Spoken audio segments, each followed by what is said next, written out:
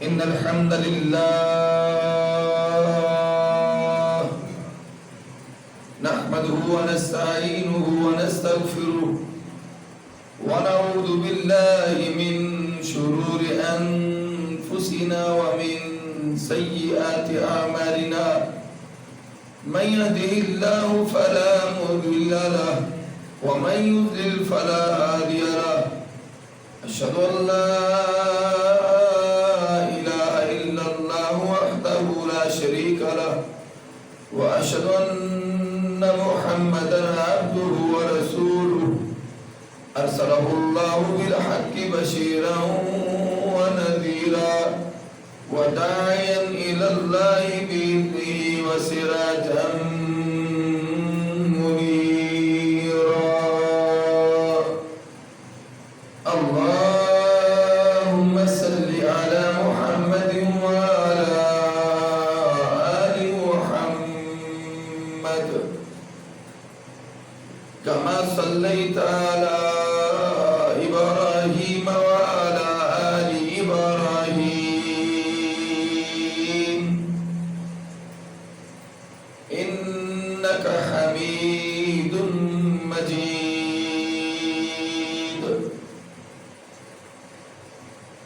اللهم بارك على محمد وعلى آل محمد كما باركت على إبراهيم وعلى آل إبراهيم إنك حميد مجيد أما بعد فإن خير الحديث كتاب الله وخير الهدي هدي محمد صلى الله عليه وسلم وشر الأمور محدثاتها وكل محدثة بدعة وكل بدعة ضلالة وكل ضلالة في النار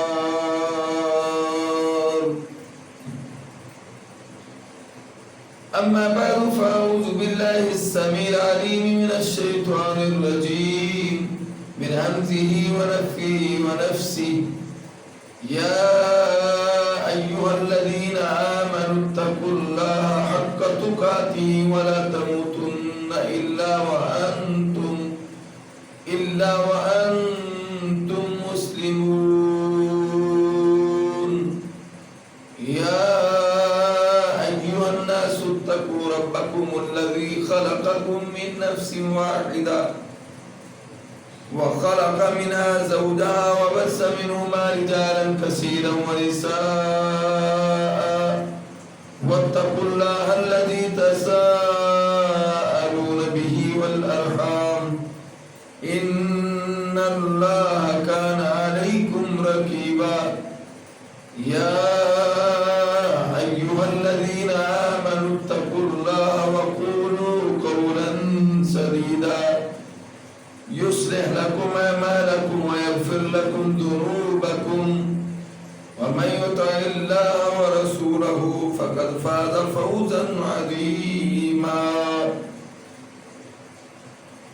ہر قسم کے حمد و ثنا کے لائق وہ ذات باری تعالی ہے جس اللہ مالک الملک کی ملکیت کے اندر نہ کوئی نبی شریک ہے، نہ کوئی صحابی شریک ہے، نہ کوئی ولی شریک ہے، نہ کوئی فرشتہ شریک ہے، نہ کوئی امام شریک ہے، نہ کوئی امام زادہ شریک ہے، نہ کوئی پیر شریک ہے، نہ کوئی پیر زادہ شریک ہے، نہ کوئی پیر شریک ہے، نہ کوئی پیر زادہ شریک ہے، نہ کوئی پیر طریقہ شریک ہے، نہ کوئی رہبر شریعہ شریک ہے۔ وہ حمد و ثنا کا واحد یکتا تنہا مالک ہے اور اکیلا ہی اس کارخانے کو چلا رہا ہے۔ لا تعداد انگنت بے شمار درود و سلام سید المرسلین امام المرسلین امامنا فی الدنیا و امامنا فی الآخرہ جناب محمد رسول اللہ صلی اللہ علیہ وآلہ وسلم کے ساتھ اقدس پر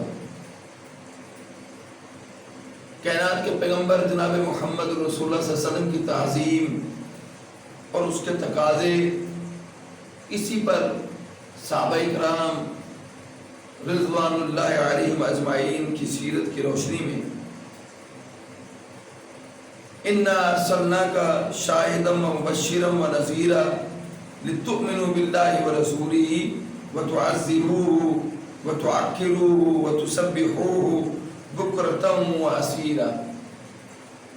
سورۃ الفتح کی آیت نمبر 8 اور 9 کہ اے پیغمبر یقیناً ہم نے آپ کو گواہی دینے والا یعنی شاہد، اللہ کی طرف سے ملنے والے انعامات و ثوابات کی خوشخبری دینے والا یعنی مبشر، اور اللہ کے عذاب سے ڈرانے والا یعنی نذیر بنا کر بھیجا تاکہ تم اللہ اور اس کے رسول پر ایمان لاؤ۔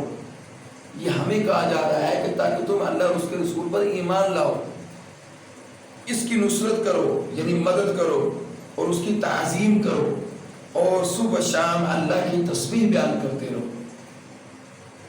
تو جس بڑے سے محبت ہوتی ہے انسان کو، اس کی عظمت دل و دماغ پر چھا جاتی ہے۔ ہم وطن انسان ہر لمحہ اس کی عزت و تکریم میں مصروف رہتا ہے، پھر یہ چاہنے والے اپنے محبوب کی تعظیم اور اس کی عظمت کا کلمہ پڑھنے لگتا ہے۔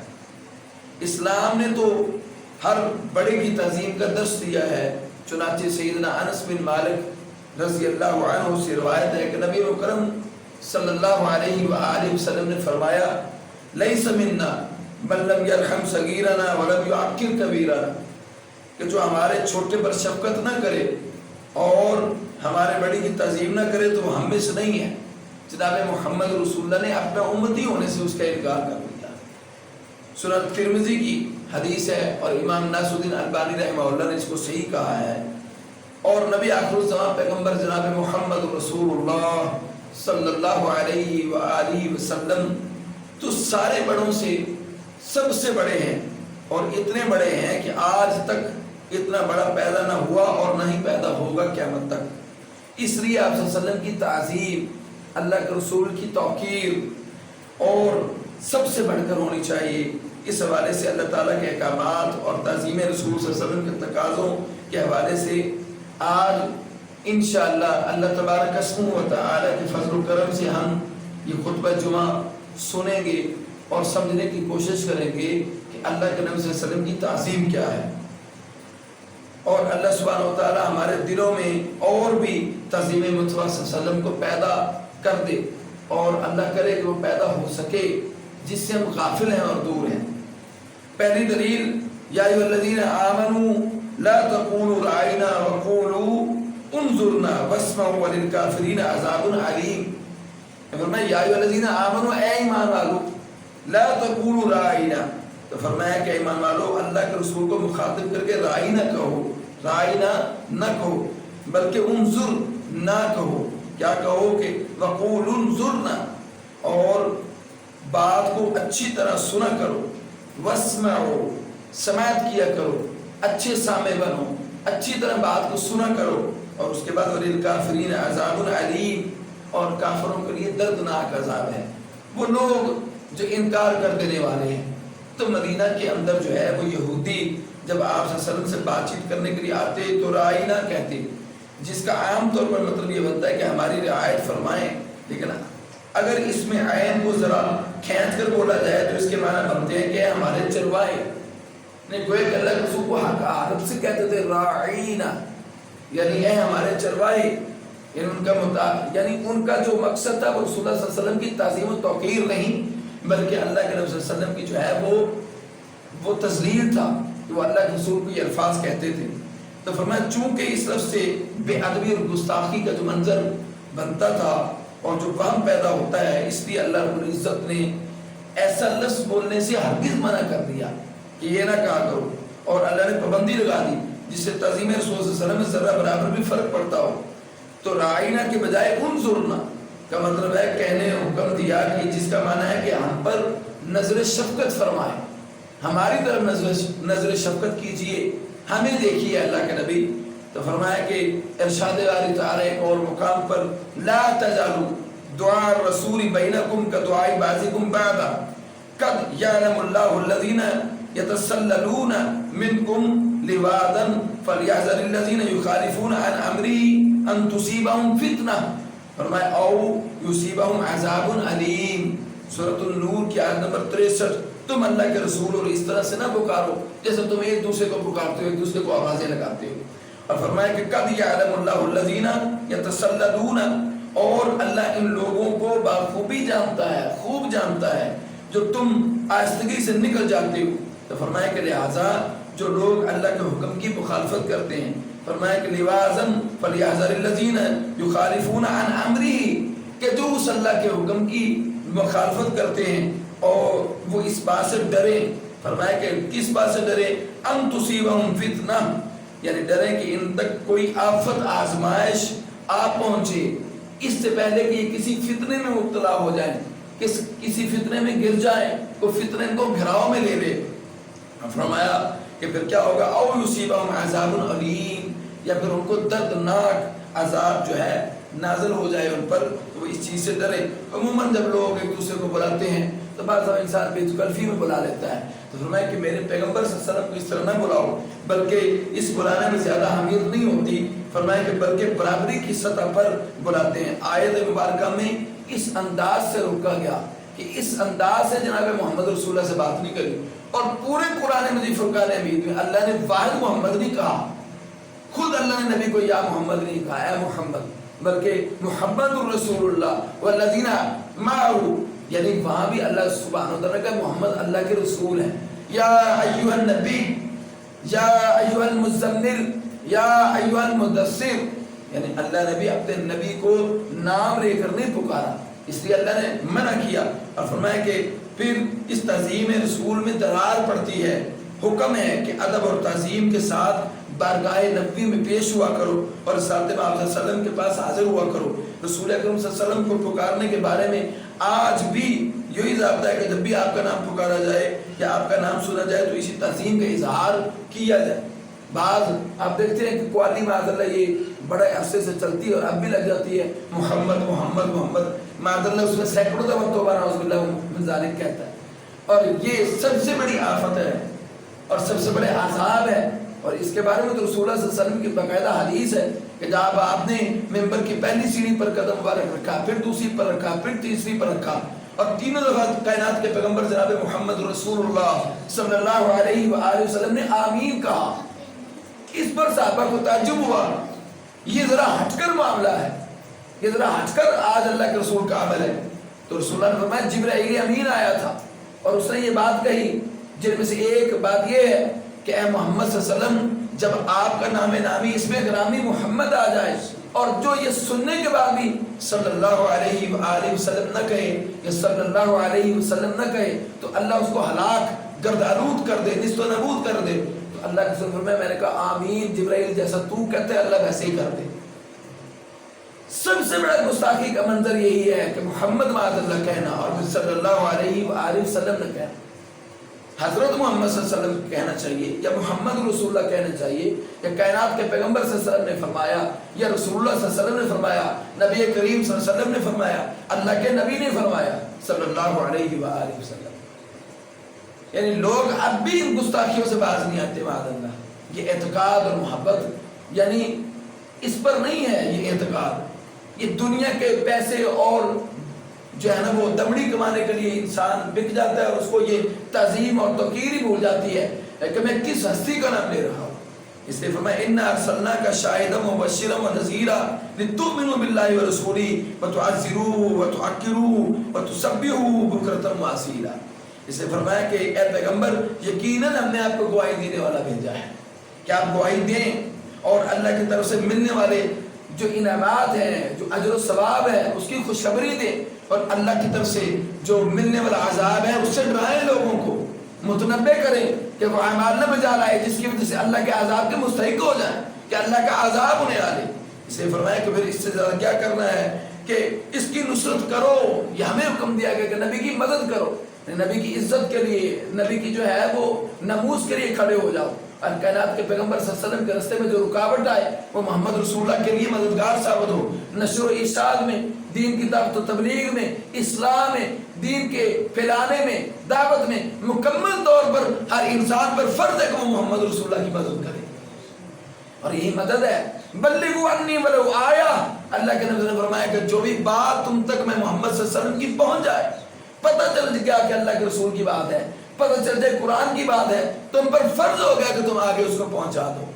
ये अल्लाह के रसूल का हुक्म है, और अगर वो नहीं पहुंचाता तो वो मुजरम है। हम तो सुनते हैं खुतबात के अंदर, हमें ये चाहिए कि कुरान और हदीस की खालिस बात लोगों को उस चीज से मुतनब्बे करें और लोगों को बतलाएं कि भाइयों ये अल्लाह के नबी सल्लल्लाहु अलैहि वसल्लम की तहजीब, ये रसूलुल्लाह सल्लल्लाहु अलैहि वसल्लम का अखलाक था, ये अल्लाह के रसूल के अमाल थे, अल्लाह के रसूल इस तरह खाते थे, अल्लाह के रसूल इस तरह पीते थे, अल्लाह के रसूल की चाल और ढाल ऐसी थी, रंग और ढंग ऐसा था, वज़रकत ऐसी थी, मुआशियात का निज़ाम ऐसा था, सियासत ऐसी थी, सकाफत और कल्चर ऐसा था, रस्म रिवाज ऐसे थे, अल्लाह के रसूल इमामत ऐसे करवाते थे, अल्लाह के रसूल खताबत ऐसे फरमाते थे, अल्लाह के रसूल ने शादी और ब्याह करने के ये तरीके बतलाए हैं। ये हम पर फर्ज है कि पूरी की पूरी सीरत जनाब मोहम्मद रसूलुल्लाह सल्लल्लाहु अलैहि वसल्लम की हमें तो अज़बर होनी चाहिए।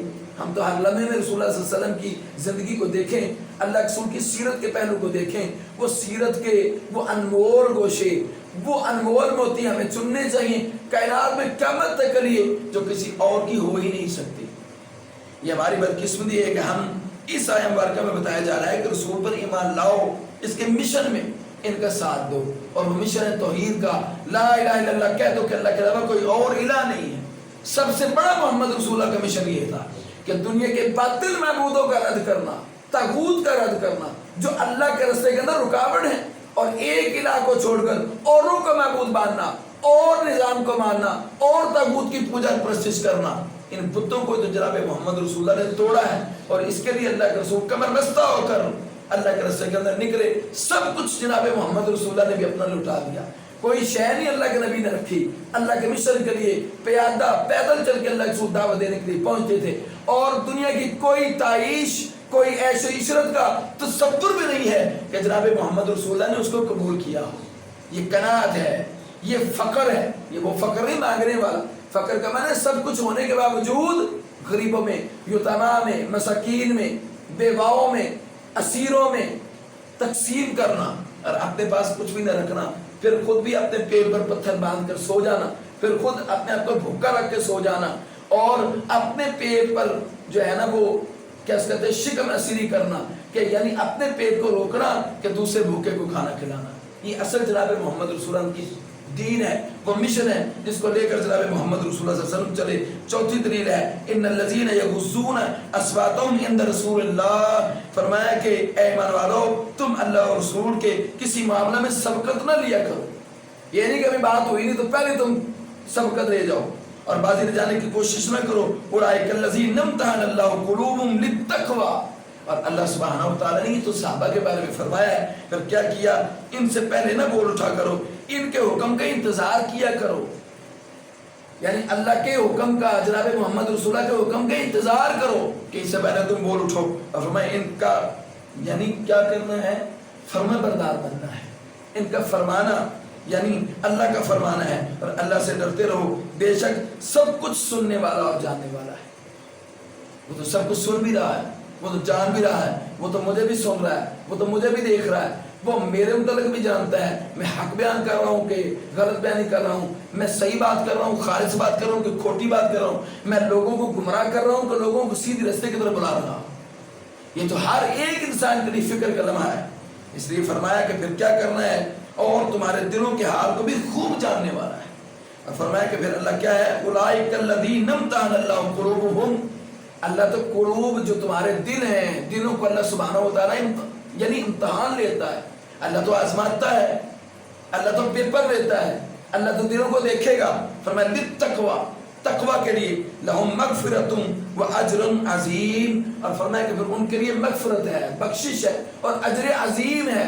इतना बड़ा अजर है कि क़यामत तक नहीं उस अजर के मुकाबले में क्या शय हो सकती है। इन्नल्लज़ीना युनादूनका मिन वराइल हुजुराति अक्सरुहुम ला यअक़िलून, और अल्लाह सुब्हानहू व तआला ने आगे इस चीज़ को वाज़ेह कर दिया कि फिर ना आवाज़ में तेज़ी हो न बुलंदी हो, नबी की मौजूदगी में ना तेज़ तेज़ बोलना है और ना उसमें बुलंदी हो। अब अल्लाह के रसूल तो मौजूद नहीं है।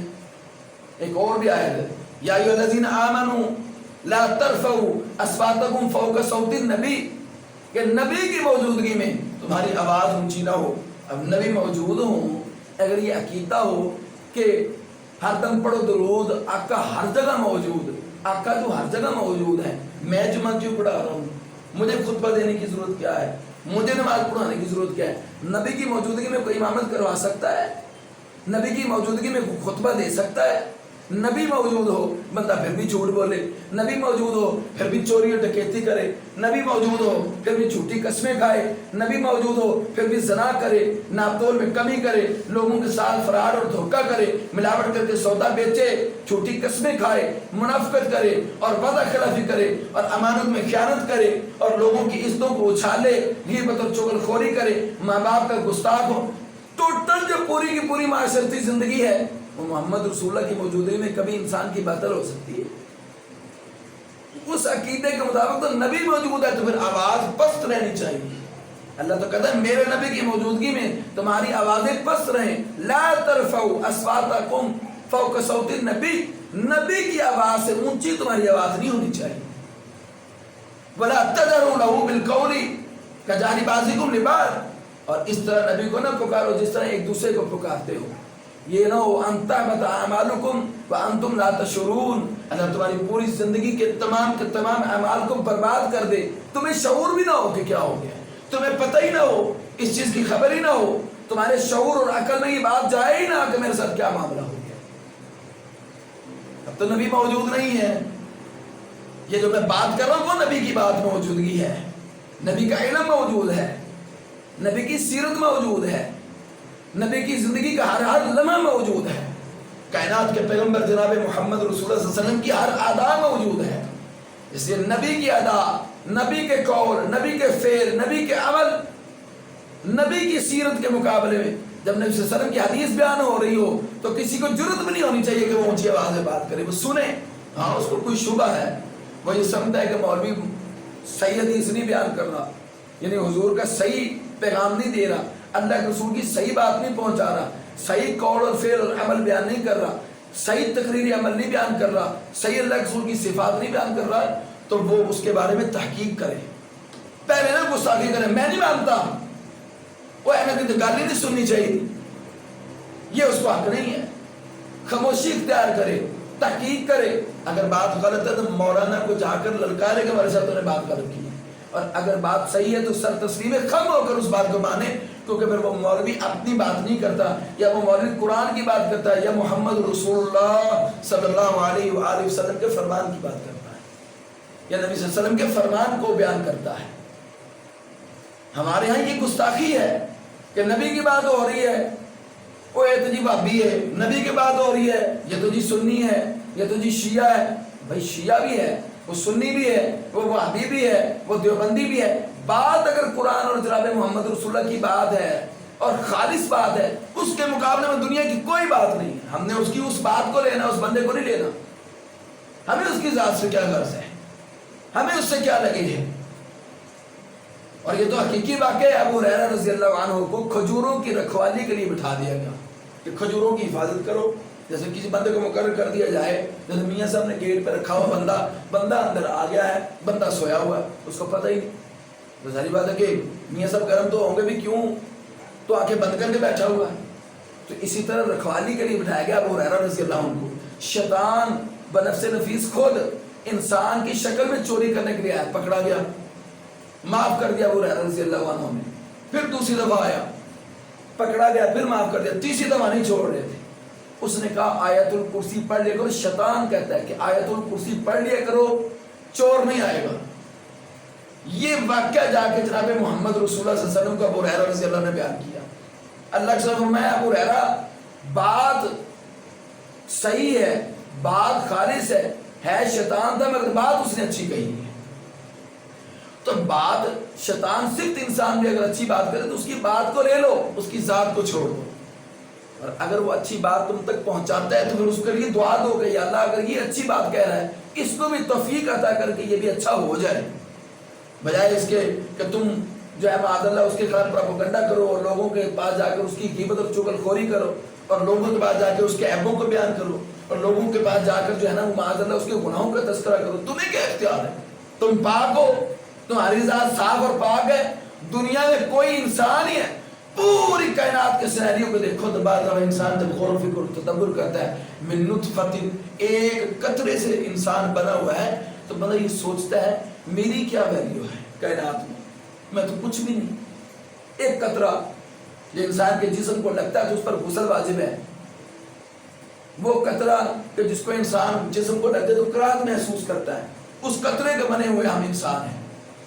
तो फिर किस चीज की अकड़ और तकबर, किस चीज की मैं है, किस चीज की अना है, किस चीज का इतराना है। इसलिए इतराते हैं कि हम मोहम्मद रसूलुल्लाह सल्लल्लाहु अलैहि वसल्लम की सीरत तो जानते ही नहीं, हम ये जानते ही नहीं कि रसूलुल्लाह सल्लल्लाहु अलैहि वसल्लम ने जिंदगी कैसे गुजारी है। हर बात जनाब मोहम्मद रसूलुल्लाह सल्लल्लाहु अलैहि वसल्लम से लो।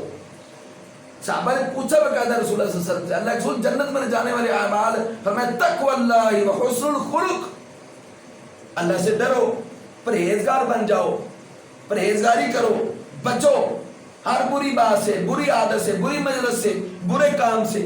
तकवे का माना यही है, शिर्क से बच जाओ, अल्लाह की ज़ात के साथ किसी को शरीक न ठहराओ।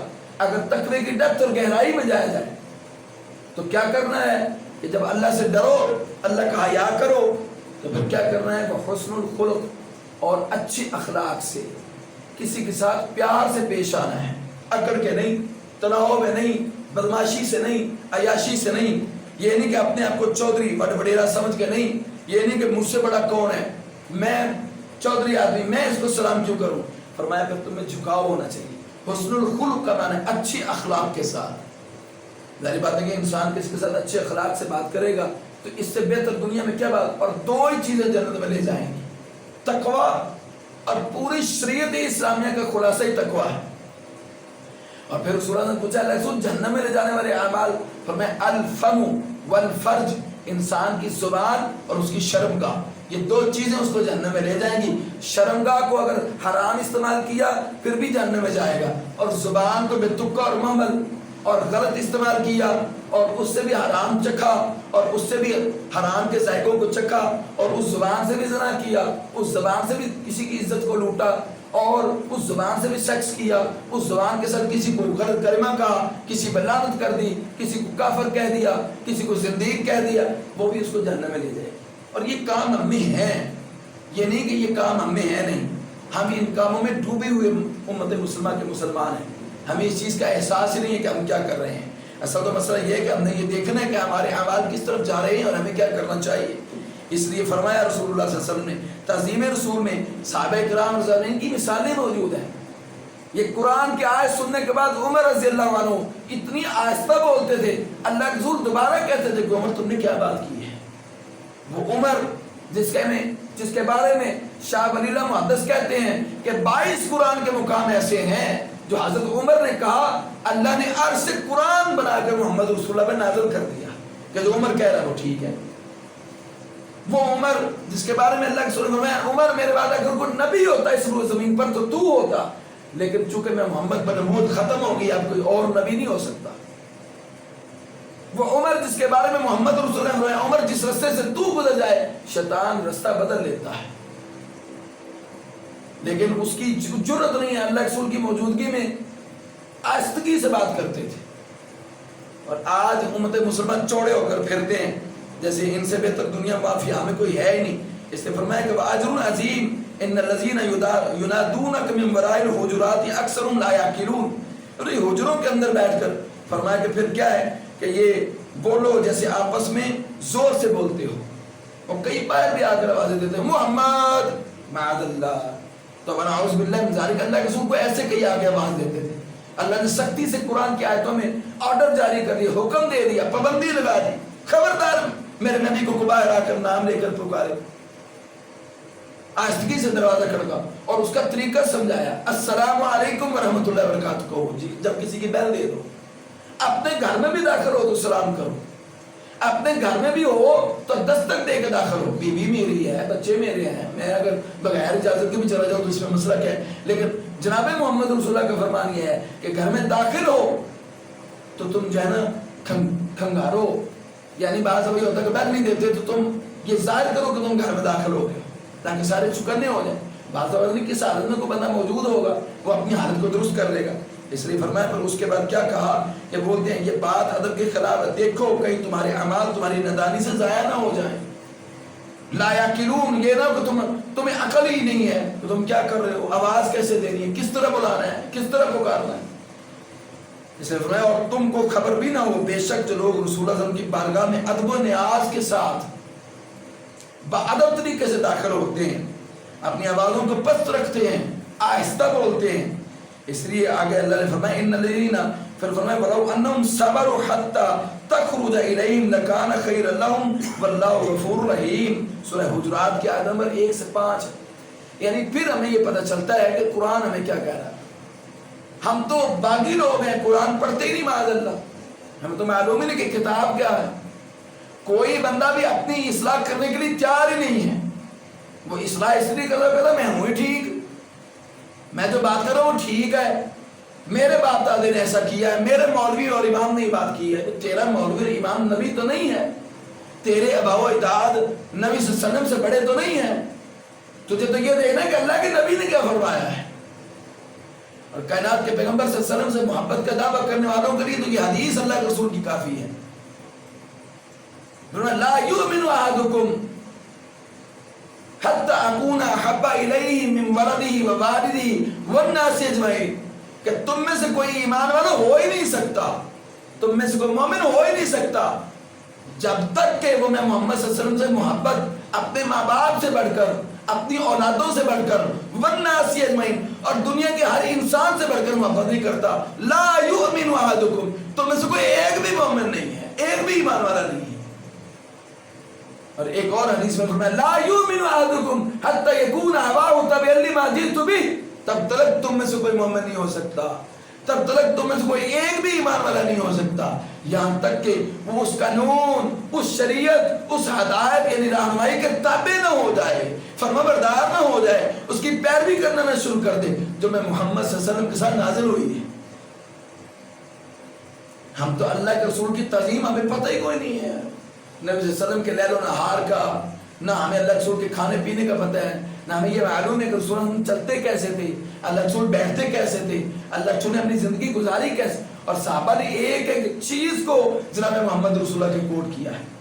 اور قرآن کہتا ہے کل، اے نبی صلی اللہ علیہ وسلم کہہ دیجئے ان کنتم تحبون اللہ فاتبعونی یحببکم اللہ. اور میں نبی ان کو کہہ دیجئے اگر تم ان کنتم تحبون اللہ، اگر تم اللہ سے محبت کرتے ہو، اگر تم یہ چاہتے ہو کہ اللہ تم سے محبت کرے، تم اللہ کا محبوب ہو جاؤ، کہ اللہ تم سے پیار کرے، فاتبعونی، پس میں محمد صلی اللہ علیہ وسلم کی اتباع کرو. اور اگر تمہیں دعویٰ ہے کہ تم اللہ سے محبت کرتے ہو تو پھر تو اللہ کے رسول کی اتباع لازم ہے، شرط ہے. قرآن نے اس چیز کو فرض قرار دے دیا کہ نبی صلی اللہ علیہ وسلم کے ہر عمل کی پیروی کرو. دیکھو جو عمل تم کر رہے ہو کیا یہ محمد کریم صلی اللہ علیہ وسلم کا عمل ہے؟ کیا یہ کائنات کے پیغمبر صلی اللہ علیہ وسلم نے کام کیا ہے؟ کہ اللہ کے رسول نے زندگی اس طرح گزاری ہے؟ کہ اللہ کے رسول کا سونا اور جاگنا ایسے تھا؟ کہ اللہ کے رسول نے دن و رات، شب و روز ایسے گزارے ہیں؟ کہ اللہ کے رسول نے کاروبار ایسے کیا ہے، مزدوری ایسے کی ہے؟ کہ اللہ کے رسول کی اولاد کے ساتھ برتاؤ کیسا تھا، بیویوں کے ساتھ اللہ کے رسول کس طرح برتاؤ کرتے تھے؟ عائلی زندگی، جو گھریلو زندگی ہے، جو خاندانی زندگی ہے، جناب محمد رسول اللہ کی کیسی تھی؟ اللہ کے رسول نے جو دعوت کا کام کیا کیسے کیا ہے؟ اللہ کے رسول نے جو لشکر تشکیل دیے کیسے دیے ہیں؟ کائنات کے پیغمبر جناب محمد رسول اللہ صلی اللہ علیہ وسلم جو دعوت دیتے تھے کس اسلوب کے ساتھ دعوت دیتے تھے؟ اللہ کے رسول کا لین دین کیسا تھا؟ اللہ کے رسول کے معاملات کیسے تھے؟ اللہ کے رسول کی پوری زندگی پر جب ہم غور و فکر و تدبر کریں گے، اور بھول ہو جانا، کہیں نہ کہیں کمی آ جانا ایک الگ بات ہے، لیکن ہماری زندگی بالکل صراط مستقیم پر ہو جائے گی. اس چیز کے لیے یہ لازم ہے جو اتباع. اللہ کہتا ہے کہ اگر تم اللہ سے محبت کرتے ہو فاتبعونی، تو فرمایا کہ پس میں محمد صلی اللہ علیہ وسلم کی اتباع کرو، یحببکم اللہ، تو پھر اللہ تم سے محبت کرے گا. اور جس سے اللہ محبت کرے اور جس کو اللہ پسند کر لے، اور بتاؤ دنیا میں اس سے بہتر کوئی انسان ہو سکتا ہے؟ کائنات کے پیغمبر جس کو اپنا محبوب بنا لے، اس کو تو دنیا کی کوئی تکلیف چھو بھی نہیں سکتی. وہ تو دنیا کے اندر فاتح انسان ہے، فتح پانے والا کامیاب ترین انسان ہے. تو اللہ سبحانہ و تعالیٰ جو ہے ہمیں یہ جو مختصر اور جامع باتیں ہوتی ہیں نا، ان کو سننے کے بعد اللہ عمل کی توفیق عطا فرما دے. ہم بڑے بڑے خطبات سنتے ہیں مگر سنے سنا ایک برابر ہو جاتے ہیں. یہ میں سوال کرتا ہوں کہ کیا ہمیں یقین ہے کہ محمد صلی اللہ علیہ وسلم اللہ کے نبی ہیں؟ کیوں بھائی یقین ہے. اور جس کو یقین ہو وہ جھوٹا ہو سکتا ہے؟ جن کو جو پتا ہو کہ اللہ کے نبی نے اور آخری نبی ہیں اور آخر الزمان پیغمبر ہے، خاتم النبیین ہے، وہ زبانی کلامی کہے گا کہ عمل بھی دکھائے گا؟ کیونکہ وہ جھوٹا ہو سکتا ہے، وہ بے ایمان اور دھوکے باز اور فراڈیا ہو سکتا ہے، وہ لوگوں کے ساتھ ناپ تول کمی کر کے سودا بیچے گا، وہ ملاوٹ کرے گا، وہ کسی کے ساتھ بدماشی اور فحشی سے پیش آئے گا، وہ کسی کے خلاف پروپیگنڈا کرے گا، وہ غیبت اور چغل خوری کرے گا. اس کی تو پوری کی پوری زندگی بہترین ہو جائے. اس کا تو حلیہ بھی جناب محمد رسول اللہ کی سنت طریقے کے مطابق ہو جائے گا. وہ تو کہے گا یار میں سر کے بالوں سے لے کر پیروں کے ناخن تک جس طرح کائنات کے پیغمبر اللہ کے محبوب صلی اللہ علیہ وسلم تھے میں اسی طرح ہوتا ہوں. یہ صرف خالی زبانی باتیں ہیں. ہم نے زبانی طور پر لا الہ الا اللہ محمد رسول اللہ کہا ہے، عملی طور پر نہیں. عملی طور پر تو ہمیں پتہ ہی نہیں ہے عمل ہوتا کیا ہے. اور وہ جو آیت میں نے پہلے بھی بیان کی ہے، اس کو چھوڑ دو، ادھر بات سنو، چھوڑو تسبیح کو پڑھ لو. اس کا کیا فائدہ ہے؟ اس کو فائدہ ہے؟ اس کا کیا فائدہ ہے اس کو من کے پھیرنے کا؟ تم ادھر توجہ دو، ادھر بات سنو گے تو سمجھ آئے گی. دوران خطبہ تو سلام بھی دینا جائز نہیں. تم کو تسبیح کے بن کے پھیر رہے ہو، وہ تسبیح افضل نہیں ہے، یہ بات کو سننا افضل ہے. یہ بھی آپ لوگوں کو نہیں پتا. یہ بھی خطبے کے درجات ہیں کہ سب سے پہلے آنے والے کو اونٹ کی قربانی کہا جا رہا ہے، بعد میں آنے والے کو گائے کی قربانی کہا جا رہا ہے، پھر بکرے اور چھترے کی قربانی کہا جا رہا ہے.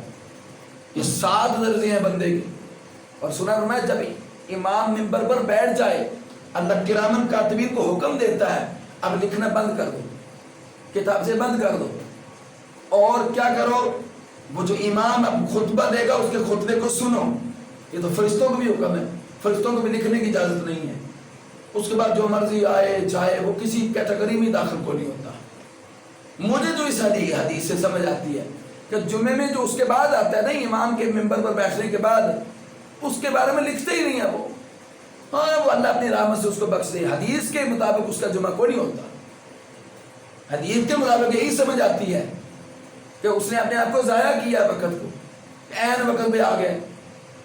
وہ جمعہ نہیں ہے. جمعہ تو یہ ہے کہ امام کے آنے سے پہلے موجود بیٹھے ہوں آپ لوگ، اور آپ ذکر و اذکار کریں، رکھتے پڑھیں، اللہ کے سامنے روئیں، اس کے سامنے اپنے گریبان کو جھانکیں. اور جھانکنے کا مطلب ہے پورا ہفتہ جیسے گزارا صبح شام لین دین معاملات، کاروبار، مزدوری کر رہے ہو، کہیں نوکری کر رہے ہو، نہیں کسی کے ساتھ لین دین ہے، کسی کے ساتھ معاملات، تمہیں پتہ ہو بھی کیا کیا ہے، پھر اللہ کے سامنے رو کہ اللہ میرے یہ معاملات ٹھیک نہیں، اللہ تو مجھے ہدایت دے دے، آئندہ میں پوری زندگی تیرے محمد صلی اللہ علیہ وسلم کی سنت کے مطابق زندہ رہا. یہ فائدہ ہے. اس لیے اللہ سبحانہ و تعالی ہمیں کائنات کے پیغمبر صلی اللہ علیہ وسلم کی تعظیم کرنے کی توفیق عطا کرے. یہ توہین ہے. مجھے پتہ ہو کہ داڑھی رکھنی ہے میں نہ رکھوں. اور ڈرتا بندہ کس سے ہے؟ جو داڑھی نہیں رکھتے.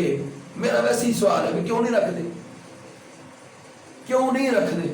تو جواب کوئی نہیں. اس لیے کہ دنیا کے اندر بندہ کو دنیا تو مغلوب ہے. داڑھی نہیں کہندی زنا کر، داڑھی نہیں کہندی جرم کر، چوری کر، ڈکیتی کر. دل نفس خراب ہے وہ کہندا ہے.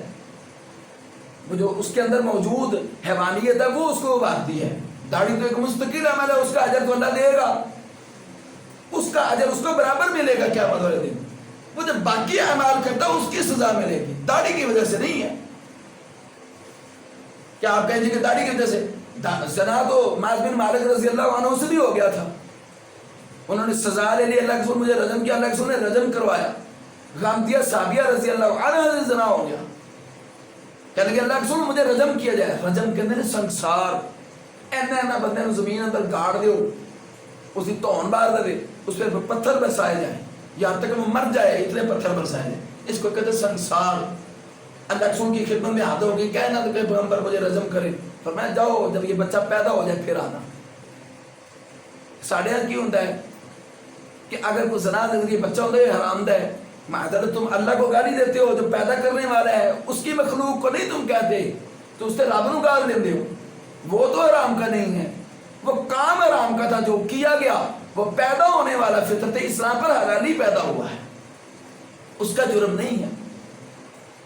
اللہ کے نبی نے نہیں اس کو کہا ضائع کر دو، آپ نے فرمایا جاؤ جب یہ پیدا ہو جائے پھر آنا، وہ پیدا ہو گیا آ گئی، پھر آپ نے فرمایا جاؤ جب یہ کھانے پینے کے قابل ہو جائے پھر آنا، اللہ کے سنے موقع دیے۔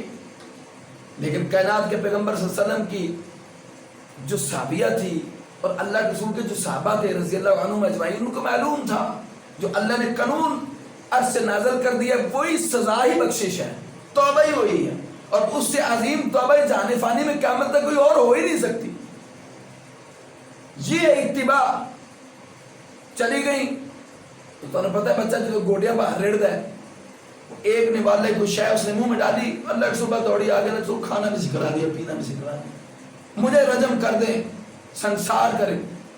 جب سنسار کرنے لگے تو خالد بن ولید رضی اللہ عنہ، جن کو سیف اللہ کا لقب دیا جناب محمد رسول اللہ نے، اللہ کی تلوار، اور وہ شہید نہیں ہوئے، تبھی موت فوت ہوئے، حالانکہ ان کا جسم کا کوئی حصہ نہیں تھا جو زخمی نہیں تھا، لیکن اللہ نے شہادت نہیں دی کیونکہ اللہ کی تلوار کو کوئی زیر کر نہیں سکتا، لقب جو جناب محمد رسول اللہ نے دیا۔ اور جب وہ پتھر انہوں نے پہلا مارا تو پڑپڑی میں لگا، اس میں سے خون کی دھار نکل کے کپڑوں پہ پڑ گئی، چھینٹے۔ ایسی بے ساختہ بندہ کہہ دینا نا، یہ ایویں بندہ اسی قسم کا چولا، حالانکہ بات گل کوئی ایسی کوئی ہے کہ گل ہے، مگر ایک گل کا بھی بڑا مول ہے، جب اللہ کے ہاں یہ جانی ہے تو اسی کی وجہ سے ممکن ہے جنت مل جائے، بندہ راضی نہ کیتا تھے۔ وہ کہنا کہ نجس عورت کا نپاک خون میرے کپڑوں پہ آن پڑا ہے، اللہ کے رسول کو علم ہوا۔ اب میں خالد بن ولید کیسی بات کرتے ہو، یہ تو وہ عورت ہے، یہ وہ عورت خاتون ہے جس کی توبہ کو اگر پورے مدینے میں تقسیم کر دیا جائے، اس ایک کی توبہ کی وجہ سے پورے مدینے کو اللہ بخش دے۔ یہ محمد رسول اللہ کے صحابہ تھے۔ گناہ ہو جانا بڑی گل نہیں، اس کے احترام نے بدماشی کرنا یہ اصل گل ہے۔ تو اللہ سبحانہ و تعالی ہمیں خالصتاً کائنات کے پیغمبر صلی اللہ علیہ وسلم کی سنتوں کو بجا لانے کی توفیق عطا فرمائے۔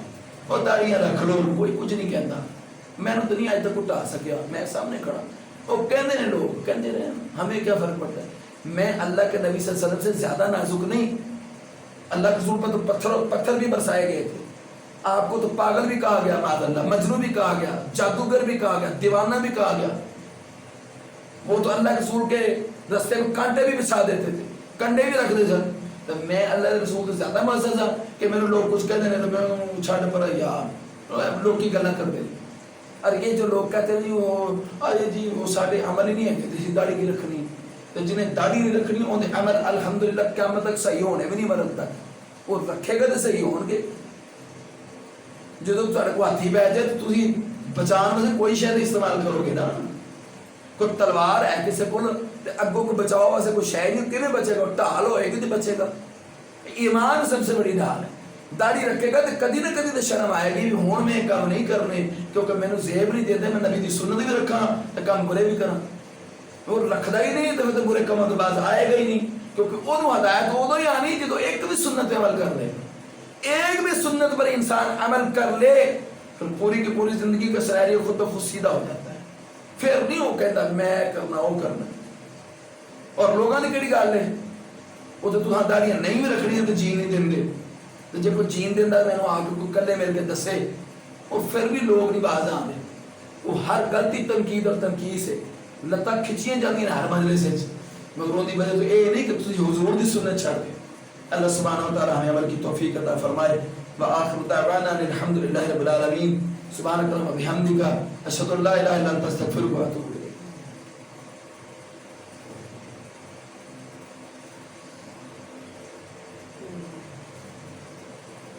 ان الحمد لله نحمده ونستعينه ونستغفره ونعوذ بالله من شرور انفسنا ومن سيئات اعمالنا، من يهده الله فلا مضل له ومن يضلل فلا هادي له، اشهد ان لا اله الا الله وحده لا شريك له، واشهد ان محمدا عبده ورسوله۔